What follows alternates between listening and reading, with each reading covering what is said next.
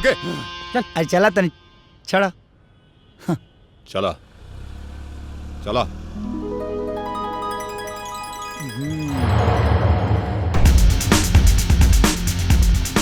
अरे दरोगा जी, उनकर गलती नहीं है।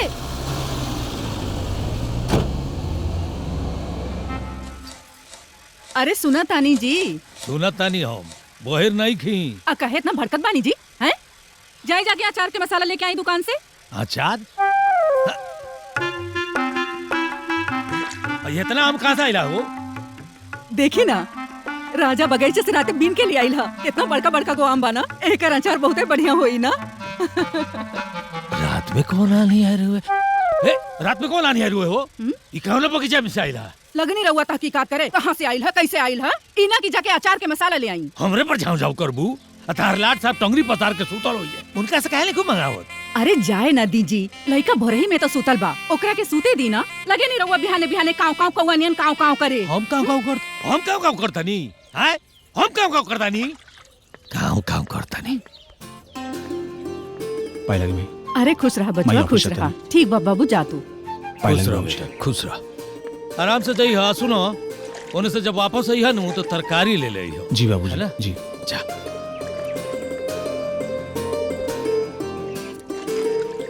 पापा हाँ? बिजली का बिल का पैसा रख दे बेटी, राजा से भरवा ले। आज गाड़ी स्टार्ट हो गई। हाँ हाँ जाता नहीं। आराम से बेटा। का जी अभी ले गई नहीं ना रहुआ? हाँ एजे पानी जाए जाए ज्ञान की दुकान पे मिली, जाए मसाला लेके आई। जाता नहीं हम ही नु सबसे कमजोर बनी। इनकरा से कुछ कहा ना तक कुछ सुनाई पे नहीं करत। अरे बाप हो बाप, इतना जोर से मरले बा, बहुत पिराता। बाप रे मायरे पिराता।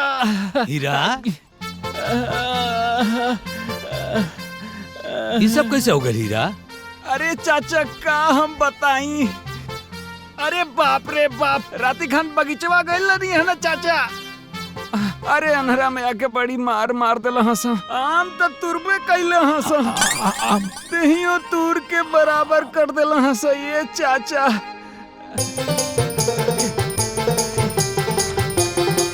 तारले का बिल के लेल बा, बिल का लूट के लेल बता रही का, लूट के लेल बा।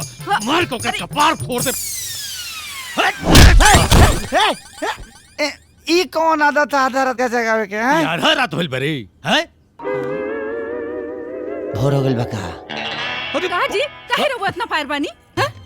हम फायर बनी। अरे पूछो अपना लाट साहब से, हिरवा के बगीचा में से कहां चम तूर के लिए आइल बा हैं? ऊपर से ओकरा के मुअली के मार ले बा। हाँ रे हाँ माई ते तो जानते नहीं कि हमरा भूत से डर लगेला। हम रात में बगीचा में क्या करे जाए? हाँ उतामरे के रघुआ हम देला सा, ओकरा मामा के यहाँ शायर ला तो कहला सा कि ले जुते हूँ थोड़ा सा, न तो हम कह के जाए। अरे झूठा, वो रघुआ के मामा लेके। अरे का जी जवान लड़का पे को हाथ उठावे ले का? जवान लड़के पर के हाथ ना उठावला तो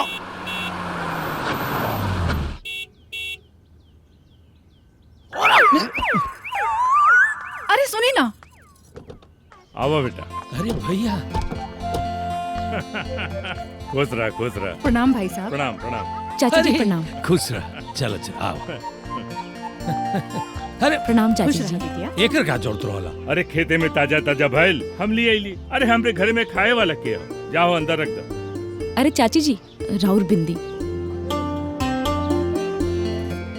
चलिए आई भैया। चलो बेटा। चलिए।